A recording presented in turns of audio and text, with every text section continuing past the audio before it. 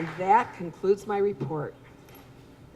Well, I can honestly say on behalf of the board, all of you make us proud. It makes it nice to be a board member in Romeo when there's so many great things happening in and out of the community and in the classrooms and out on the athletic fields and in our auditoriums. So on behalf of us, just want to say thank you, thank you, thank you.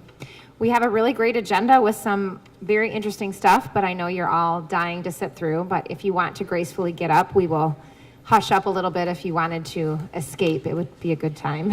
We will move on to presentations. We have Mr. Kaufman with Alternative Education Program. I have one fan anyway. It's nice to bring your fan club with you. About a year ago, we came before the board with several new programs and curriculum proposals, one of which was to design and implement a new alternative program called Alternative Pathways.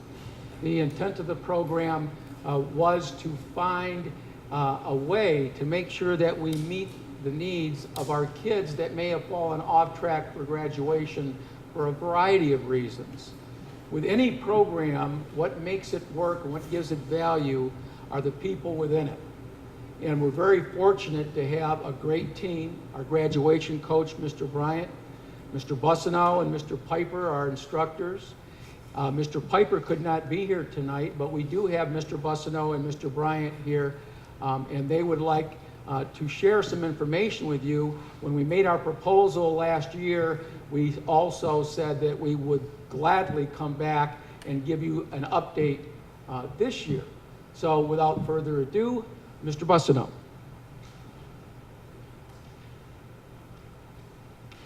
Thank you, Mr. Kaufman. I was here in the fall talking about another program showcasing Romeo High School students, and I thought I went way too fast. And I think the story that we have to tell tonight is way too important. So I'm going to slow down, make sure that you guys get the true message and hopefully the message from a couple students we brought with us. But I'd like to thank the board for giving us this opportunity to showcase the students in our program. It is truly a team effort of students, teachers, counselors, and administrators that fuel this program. However, the teachers who are in daily contact with these students, myself, Mr. Bryant, and Mr. Piper, we're especially excited to deliver this report. Me and Mr. Bryant worked a lot together. We've never worked a PowerPoint presentation together, so this is new for us. So that's my sign. We're going to start out tonight. It's a fun slide. If you walked into Alternative Pathway classroom, you'd see stuff like this all over the room. This one is, our students sometimes are perceived in certain ways. And we wanted to show you some famous people very quickly, how they were perceived. Edison was too stupid to learn anything. Einstein was described as mentally handicapped, slow. He was actually expelled from school. My favorite, Walt Disney, was fired by a newspaper editor because he lacked imagination. Boy, did he get coined wrong by society. So these are things you walk into our classroom every day, and this is a message we're trying to deliver to our students. The next slide says, where are the hidden future stars? What this symbolizes is we don't think we were focused in on these students well enough and what they deserve to be focused in on. So the next slide, we believe probably the biggest thing this program is doing is we've brought these students into focus of everybody, of staff, counselors, administrators, the community, and they're going to talk to you a little bit about that. So what do we want to why do we want to focus on these students as a school district, as a community? What exactly are the benefits? We want to share some of the benefits in focusing on these students. Researchers have examined annual and lifetime benefits associated with improved high school graduation rates. Compared to a high school dropout, a single high school graduate yields a public benefit over $200,000 more in lower government spending, higher tax revenues. If the number of dropouts were cut in half across the country, the government would likely see a total of $45 billion in savings in additional revenue. If the male graduation rate were increased by only 5%, the nation would see an annual savings of $4.9 billion in crime-related costs. Cutting the dropout rate of a single high school class, we're talking about the whole country, would likely support as many as 54,000 new jobs and generate more gross domestic product by as much as $9.6 billion. Total additional lifetime income in the state of Michigan, current dropout rates had graduated $5 billion actual to our economy. This is just a slide many of you have seen. It's another one that we have in our classrooms of the earning potential all the way up from no high school graduate all the way up to a doctorate degree. And I'm sure you've seen slides like this before. So, as Mr. Kaufman said, the Alternative Pathway Program is helping Romeo Community School students avoid dropping out, ultimately supporting the Romeo community. What is the program? Pilot program approved by the board last year. The mission of the program is to identify our future contributing members of society that we're all in danger of either not graduating on time or graduating at all. Once we identified these students, the program team offered intensive academic and social intervention to allow these students an alternative pathway to graduation. Furthermore, these students receive support to make academic and career transitions beyond Romeo High School. For the 2012-13 school year, the students in the program attended traditional classes, utilized Michigan Virtual School Apex platform, or a combination of both. The MVS courses allow students to learn through online delivery of content, instruction. You're going to hear from students tonight the biggest advantage: they can work at their own pace, their own place, their own time, learning when they can learn. And there's all sorts of issues when they can't learn. Via the Michigan Virtual Program, students successfully completed courses in all core academic areas. What we have in the next few slides we're going to go through and quickly are examples of their work. Here's a math. You see things are handwritten, traditional. Social studies, some of our notes on there. Language arts, science, career prep, which is kids really like the career prep, and electives. Probably the biggest advantage is a personal attention. Students at risk of not completing high school often have personal issues outside of school that interfere with their academic performance here. So what we have right here is Mr. Kaufman. One very beginning of the year, we sat around with these students and tried to understand these issues. What do you need from us to be successful? The program has offered students the ability to bring those issues to our attention, and then students receive that support. Again, another picture of Mr. Piper in that same meeting with students. Now I'm going to hand it over to Mr. Bryant because he is a data guru, and I'm going to hand it to him.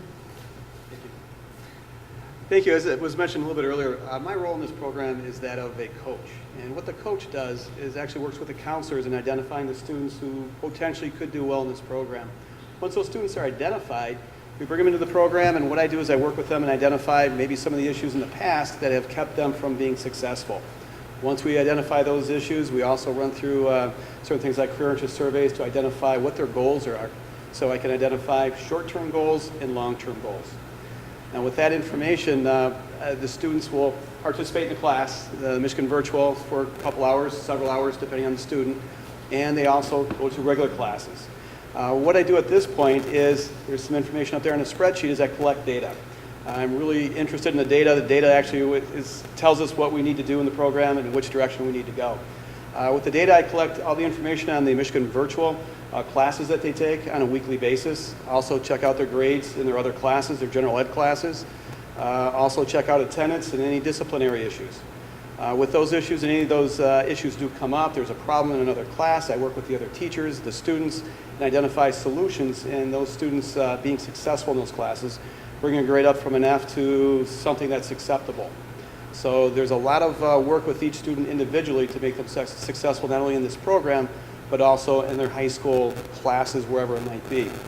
Attendance, once again, is another major indicator that students who have a high frequency of absences and for the most part, are not going to do very well. Their grades obviously are going to go down. They're not going to be as successful. So that's one thing I keep a close eye on, and also I'm sure the students don't appreciate it, but I'm also the one who makes the phone calls in the morning when they don't show up.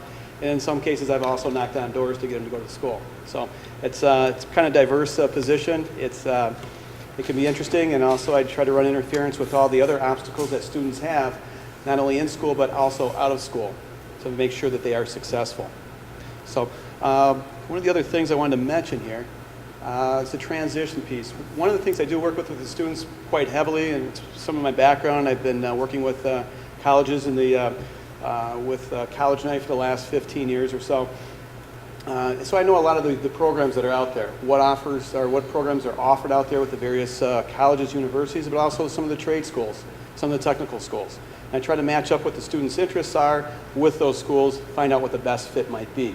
Also, what I do is actually make that happen. We work with the students in applying to those schools, getting financial aid, actually taking students to the programs to talk to the representatives of those programs, just to make things happen. So what I'm trying to do is bring them from Romeo High School and get them to the next step, whatever way I can do it. And that's what we do. One of the things I wanted to do is also bring some the stats up to how we're doing so far. Again, I like the numbers. The numbers tell us what to do and whether we're going in the right direction or not. We've got 22 students that were within range of potentially graduating.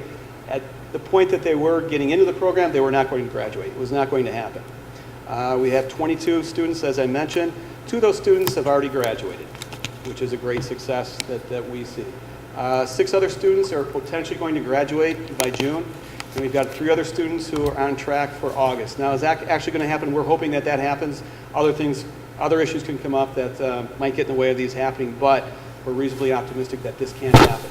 So one of the things we want to do is actually bring some students up to the students who did do successful and have graduated.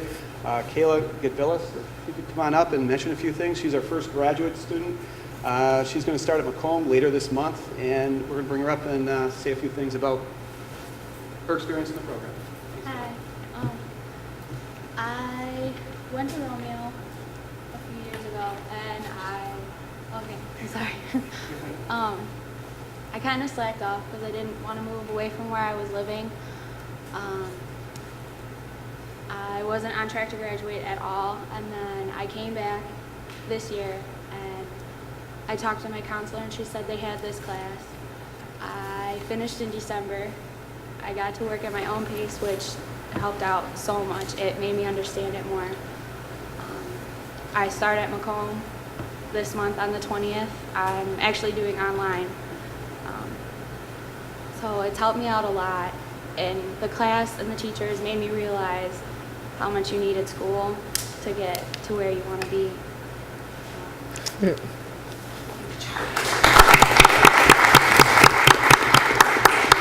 Another student, Kayla Miracle, who's also here with us. Going into my 12th grade year, I was 5 credits behind from graduating. And on the first day of school, I went into with my counselor and my mom, knowing that I was going to have to drop out of high school.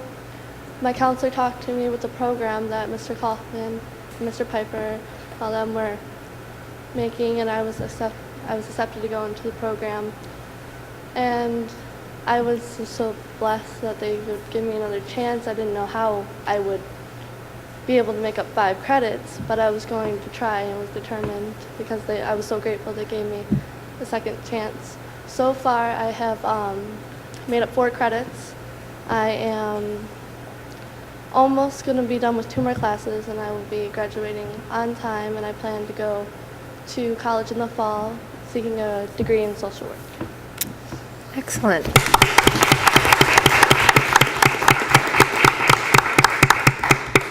And there's a number of other students who are on the cusp of graduating. They're right on the edge. They're almost there, and we're going to keep on pulling for them to make sure that they do get there. So thank you for the opportunity to do this. I think the kids do appreciate that. Thank you. Are there any questions from the board? No questions, but I'd just like to thank you for all of the work that all of you are doing to help these kids be successful. It goes for all of you, Mr. Bussino and Mr. Piper. Thank you very much. we look forward to hearing about more success in the future and hopefully seeing more of your students at graduation. So thank you so much.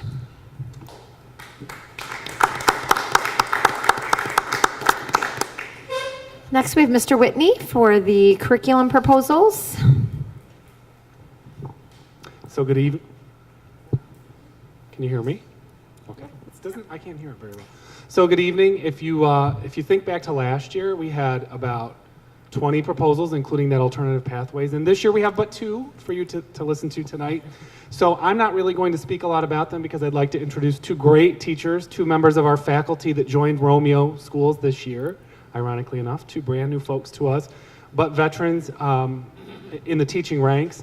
First up is Paul Fugate. You may remember him. He is our American Sign Language teacher, and he would like to share some information about our proposal for American Sign Language 2. Thank you.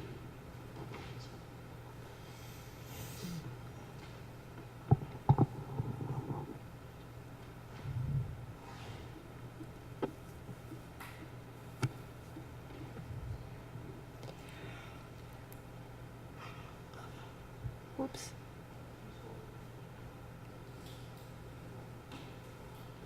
Don't you love technology? Paul, I would suggest you take it out and hold it. Right up. Oh, that's right. I'm sorry. Hello, good evening. I get many questions as an interpreter, as a teacher of American Sign Language, especially at parent-teacher conferences. And the questions that I get, like, what is my son or daughter going to do with signing? After when they learn this great skill, what are they going to do with it?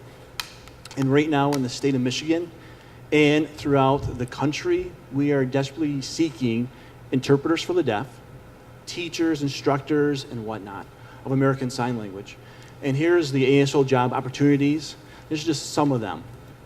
Interpreters for the deaf, they freelance. They get $60,000 plus. They can work in the medical field, legal, various assignments in the community. Educational interpreters, $50,000 plus with full benefits. Video relay interpreters, $60,000 plus with full benefits. They can become ASL instructors, public and private schools, collegiate level. They can work as a interpreter guide intervener, which is working with deaf and blind students, ASL tutors, etc. The need for people with ASL skills. Each state, as I just said, we need more and more sign language interpreters. And in the classroom, after teaching ASL 1 here, it's amazing to see the kids how much they can sign. On the average students probably know right now about 1,300 signs. It's amazing. It's blown me away. I come from Bloomfield Hills, and we had block scheduling every other day, hour and a half, and whatnot. And it's great to have the kids every single day. And the schedule is wonderful. It's perfect. We need more instructors for ASL. Since many states are accepting ASL as a world language, more and more instructors are sought after. Professors at the collegiate level, tutors of ASL, etc. Now, the community connection, invited parents, students, and staff to see a concert performed by our students of ASL. That was Christmas time. Channel 6 videotaped Powell Middle School kids signing Imagine. And just last Monday, we were at the Tiger Ball game signing the national anthem, which was fantastic. And here's some pictures of it. Actually, the bottom left is Miguel Cabrera and Sierra. He gave her the ball to throw it to the other player, which was fantastic. And some pictures before and during the performance, which is wonderful. We had about 250 students on the field signing the national anthem. We had Oxford and Romeo together combined signing this event. And lifelong ASL friends, and we got ASL. Yeah. So Bulldog Pride and Smile. But hopefully you'll consider ASL 2 for the fall, which would be wonderful. And thank you. Appreciate it. Thank you. Are there any questions, or do you want to hear the second one first, and then we can? All right, we'll ask questions at the end. I also want to mention that our students currently, the Michigan Merit Curriculum does require that our students fulfill 2 years of a world language. ASL does qualify for that and meets the 2-year requirement that our students have currently. And next, is it a 3D design. 3D art? Next, I'd like to introduce Lisa Joseph from our art department. She has a proposal to talk to you about called 3D art design. Hi everyone, thanks for having me here today. Okay, this is my first year at Romeo High School, but I was teaching for 11 years in St. Clair, so it's nice to be in Romeo. My daughter goes to goes to Indian Hill, so it's nice to be in the district where my children are going to be. I currently teach ceramics and jewelry, but I am requesting that we alter the jewelry curriculum to become a 3D design curriculum. Just jewelry alone seems a little bit limiting. For the kids that I get in my class, not all of them are going to go on to be master artists and jewelers. So by opening up the curriculum to other forms of art, I think I will reach more children. So I have not used one of these clickers. Just press the middle button. That one. Okay, thank you.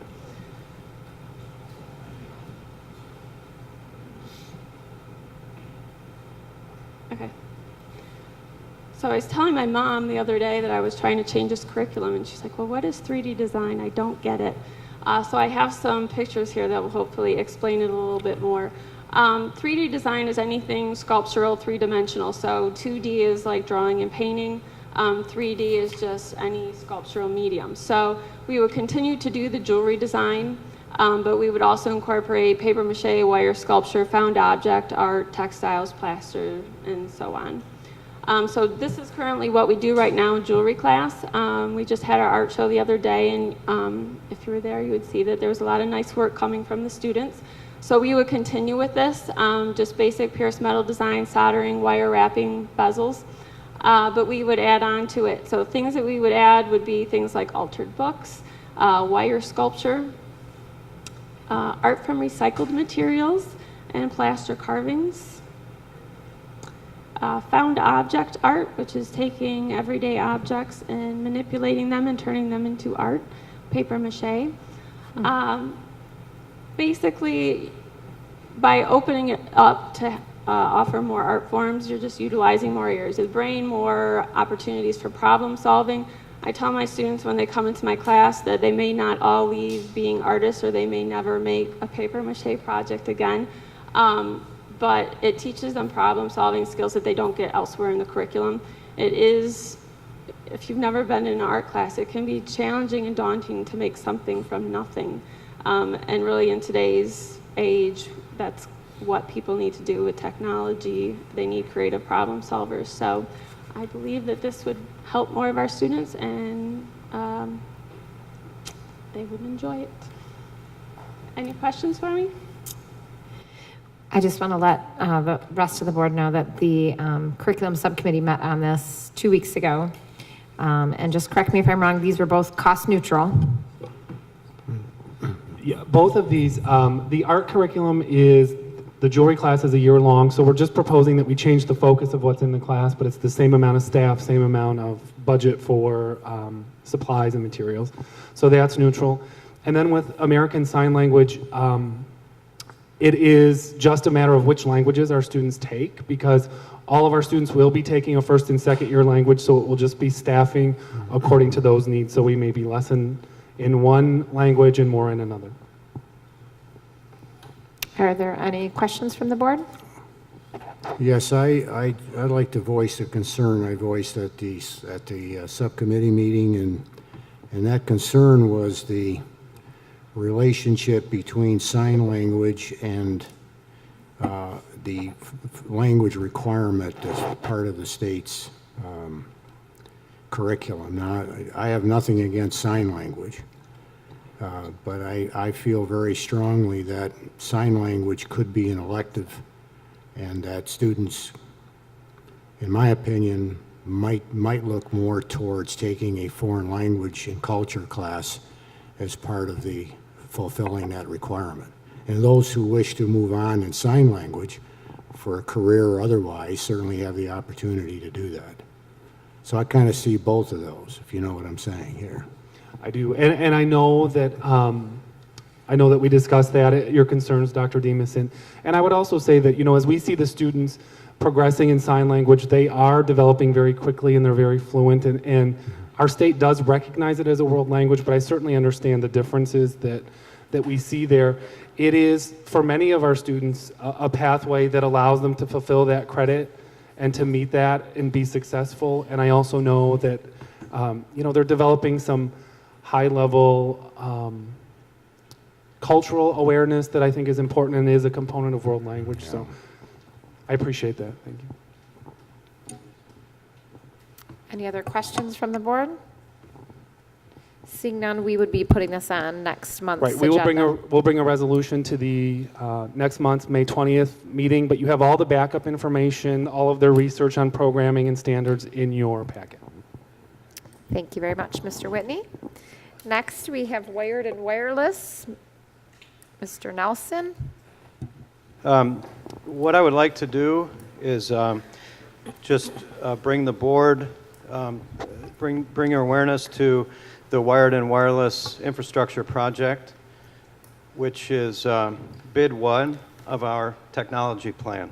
Our technology plan to fulfill the bond that was passed in November. So this is the foundation for all that will come later when we talk about devices for students and the classroom enhancements and all those things that we'll do. And so beginning March 28th, when this bid package went public, we've had a pre-bid conference where we had 17 attendees show up. After that pre-bid conference on April 18th, we opened bids from 8 vendors. So we actually had a good turnout and a good number of bids submitted for this project. We did our post-bid interviews just a week or 10 days ago on April 24th and narrowed our choices down to 3. After the April 24th post-bid interviews, we analyzed and studied the submissions of the final 3 companies, and we have a recommendation for you tonight. So the 3 that we narrowed it down to were Integrated Systems Specialist, Information Systems Intelligence, and C-High Computer Products. All companies were required to submit a base bid, and there were a number of mandatory alternates, and I believe you have some documentation that outlines those mandatory alternates. And then there were considerations for voluntary alternates. And so what we've done is made a recommendation based on the base bid and the inclusion of the mandatory alternates, as well as, in the case of a recommendation, the voluntary alternate. And our recommendation for the wired and wireless infrastructure project is to award the contract to Integrated Systems Specialists. The biggest factor in determining the award is the first line, the 3x3 access points with 3 spatial streams. So to not get too technical, the requirements were for 3x3 antennas with 2 spatial streams. Integrated Systems Specialists is the only company that went above and beyond the mandatory and bid the upgraded version, the enterprise version of the 3rd spatial stream. This makes a big difference. I conservatively estimated the increased bandwidth throughput at 25%, but mathematically it's really 50%. In practice, that's typically not what you see, so I very conservatively estimated 25% more throughput just because of these access points. That makes a huge impact when you talk about high-density networks, which is exactly what we're going to have. So when you put 30, 40, 100 people in a room this size, this is where that 3rd spatial stream has a major impact. So for me, that was the largest selling point. Again, Integrated Systems, the only company that submitted this upgrade in their base bid. They also have a current relationship with the district for the past 8 years. We've worked with them. They were the installers for our security camera network, and they have proven themselves as a reliable network engineering company with the district relationship. Their voluntary alternate is called the NAC solution, is what I have listed up here on the slide, and it's the network access control. The network access control solution is probably something we would have come back to you for at some point. This goes hand in hand with the thousands of devices joining our network, both devices that we've provided and also devices that we don't know anything about, but just because there is a network, people will join the network. The NAC solution is very important because it allows us to implement policies and enforce those policies at the time of someone joining the network. As soon as a device comes into the network, we can apply these policies, and again, this is an important part of the entire project. It was submitted as a voluntary alternate. Again, no other of the companies that submit bids, none of the others submitted this as a voluntary alternate. I think it makes sense right now when we're building the network to implement this solution currently and not come back and do it later. The single pane of glass references the fact that all of this solution from top to bottom, wired and wireless, can be controlled and managed through one utility. There's one software solution, one server with different tabs to just control and manage the wired network as well as the wireless network. In the other solutions that we considered, there was a server and a management utility for the wired network, and then there was another one for the wireless network, and it was just this switching back and forth between the two products. This is totally integrated, and the product's name is called OneView, and it truly is OneView. We have demoed that over the past month or 6 weeks and have been impressed by the functionality of the product. Enteris is focused on K-12 education. 53% of their market share is in education. They've recently